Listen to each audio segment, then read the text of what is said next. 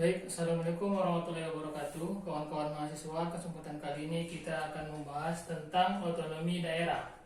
Baik, otonomi daerah ini membahas tentang bagaimana caranya mengatur dan mengurus segala sesuatu itu sendiri, berotonomi dia. Apa-apa saja yang diurus itu, ini program pemerintah pusat untuk memberikan kemandirian kepada daerah-daerahnya. Urusan pemerintah itu diatur oleh pemerintah yang ada di daerah itu sendiri. Yang kedua, kepentingan masyarakat yang ada di daerah itu, di wilayah itu diatur oleh pemerintahnya sendiri. Tidak ada campur tangan lagi terhadap pemerintahan provinsi maupun pemerintahan pusat kalau dia memang untuk kepentingan masyarakat daerahnya. Ya, oke. Inilah sekilas untuk otonomi daerah, dan saya rasa kawan-kawan juga semua sudah pada tahu untuk otonomi daerah dan sudah mengalaminya, bagaimana kemandirian setiap daerah itu. Adapun kekayaan alamnya itu hanya diperoleh, hanya didapatkan oleh pemerintah daerahnya masing-masing. Oke. Dalam otonomi daerah itu terjadilah yang dinamakan dengan perubahan sosial dan pembangunan ekonomi. Oke, di sini saya buat skemanya supaya lebih mudah untuk dipahami. Perubahan sosial dan pembangunan ekonomi ini di bahasa akademika, di bahasa Inggriskan dengan social change, atau saya singkat dengan SC, social change, berarti perubahan sosial. Karena kalau dikatakan perubahan sosial berarti ada unsur positifnya, ada unsur negatifnya. Kalau tidak ada unsur negatifnya namanya bukan perubahan, itu namanya transformasi. Transformasi itu hanya membahas sesuatu kepada yang ke depan, kepada arah positif saja, tak ada kepada arah yang negatif. Kalau membahas keduanya positif dan negatif berarti dia membahas tentang perubahan, karena berubah itu bisa lebih baik, bisa lebih buruk. Oke, dalam perubahan yang positif ada namanya perubahan revolusi. Perubahan revolusi ini adalah perubahan positif atau perubahan yang baik, yang dimana itu perubahannya terjadi dengan yang cepat. Kalau perubahan yang baik itu terasa cepat, atau tiba-tiba dia tobat, tiba-tiba dia jadi orang yang soleh-soleha misalkan, berarti itu adalah perubahan yang revolusi. Terlihat perubahan itu secara cepat, dan perubahan itu adalah perubahan yang positif. Kalau dia evolusi, perubahan itu adalah perubahan yang lambat, perubahan yang bertahap, tetapi dia tetap positif. Kalau kita lihat kurvanya, ini adalah kurva untuk perubahan revolusi. Ini untuk peradaban, ini untuk waktu yang horizontal ini. Semakin lama waktunya, 1 tahun, 2 tahun, semakin banyak perubahannya. Ini masih belajar sholat misalkan, ini sudah mulai ikut mengajari orang sholat, akan begitu. Di awalnya, di tahun pertama dia masih belajar sholat, tahun kedua dia sudah mengajari orang untuk sholat misalkan, kan begitu misalkan. Ini perubahan yang sangat cepat dan mengarah kepada perubahan yang positif, itu dinamakan dengan revolusi. Kalau yang evolusi dia tetap perubahan positif tapi lambat, bertahap, ini seperti anak tangga.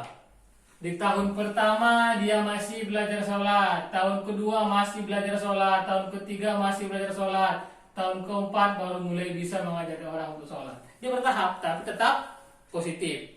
Kalau negatif, kalau kebalikannya, berarti dia begini, dari kiri atas ke kanan bawah, ini tuh negatif. Semakin banyak habis waktunya, maka semakin kecil perubahan yang dia dapatkan. Di tahun pertama dia masih rajin sholat, di tahun kedua dia sudah mulai malas-malasan sholat, di tahun ketiga dia sudah tidak mau sholat. Negatif, tapi cepat, kan begitu. Umpamanya frustasi, dia jadi orang jahat dia. Dari sebelumnya dia adalah orang yang baik. Begitu juga dengan evolusi. Berarti kalau evolusi, perubahannya itu begini, bertahap, kan gitu, bertangga-tangga dia, tapi dia berubah terhadap kelakuan-kelakuan yang negatif. Itu perubahan positif secara revolusi dan evolusi. Kalau perubahan yang negatif dinamakan dengan adjustment. Adjustment itu adalah mendapatkan resiko, mendapatkan ganjaran, mendapatkan hukuman dari sesuatu yang sudah dia kerjakan. Bagaimana adjustment ini apa? Ada masyarakat yang menangkap maling, pencuri di suatu kalangan masyarakat, kan begitu. Ditangkap masyarakat. Waktu ditangkap itu dia belum dikatakan adjustment. Tetapi kalau umpamanya sudah masuk sidang, sudah masuk pengadilan dan diputuskan sekian tahun penjara hukuman, itulah baru masuk adjustment. Berarti mendapatkan sesuatu risiko dari perbuatan yang sudah dilakukan, itu adjustment. Yang kedua adalah status quo. Tentunya tadi adjustment inilah perbuatan yang negatif. Status quo inilah tetap seperti keadaan sebelumnya. Kalau sebaiknya kan lebih baik hari ini dibandingkan hari yang kemarin. Besok mesti lebih baik dibandingkan hari ini. Kalau status quo itu berarti tetap seperti keadaan sebelumnya, tidak ada perubahan. Tetap, yang tetap itu pun dikategorikan sebagai negatif karena seharusnya mesti melakukan perubahan-perubahan yang lebih baik. Oke, ini perubahan positif dan negatif untuk penjelasan singkatnya.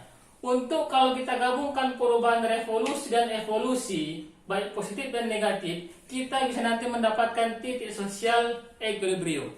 Oke, ini tadi dari kiri bawah ke kanan atas ini adalah perubahan evolusi, perubahan positif yang bertahap tetapi positif. Kalau dari kiri atas ini ke kanan bawah berarti dia perubahan negatif secara bertahap semakin lama semakin jahat dia, semakin buruk kelakuannya, kan begitu. Di antara perubahan positif dan negatif ini ada di tengah-tengahnya titik tengah yang disebutkan dengan equilibrium. Karena pembahasan ini pembahasan tentang perubahan sosial, berarti social equilibrium lah dinamakan atau SE jika disingkat. Apa maksudnya? Apa artinya? Social equilibrium itu adalah orang di suatu kalangan masyarakat itu saling tidak cocok. Kita tahu kita memiliki tetangga yang banyak dan kita tahu tetangga kita itu semua tidak sesuai dengan yang kita mau. Kita merasa tidak cocok dengan orang lain tetapi kita tetap mau kerjasama dengan dia, berarti kita adalah orang-orang yang sudah mencapai keseimbangan. Bukan kerjasama sama orang yang kita suka saja. Kita bisa kerjasama sama orang yang kita tidak suka dengan beda agama. Kalau kita seperti itu, berarti kita termasuk orang-orang yang betul, orang-orang yang benar. Dan secara ilmu sosialnya disebutkan dengan social equilibrium. Orang-orang yang tidak terlalu idealisme pemikirannya, orang-orang yang tidak terlalu fanatik terhadap keyakinannya, itu adalah social equilibrium. Oke, untuk kemajuan, setiap perubahan sosial atau ide atau gagasan yang ada itu secara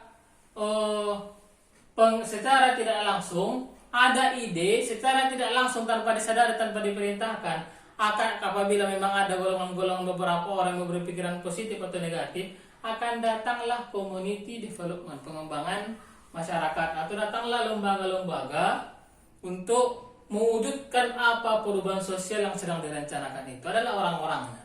Karena 3 orang 4 orang pun sudah bisa membuat suatu pengembangan masyarakat, suatu lembaga, kan begitu. Berarti makanya katakan perubahan sosial itu adalah faktor pendorong untuk terbentuknya community development. Dan community development itu secara otomatis akan terjadilah pembangunan ekonomi kalau perubahan sosialnya perubahan sosial yang positif. Berarti perubahan ekonominya, pembangunan ekonominya pun akan semakin maju, kan begitu.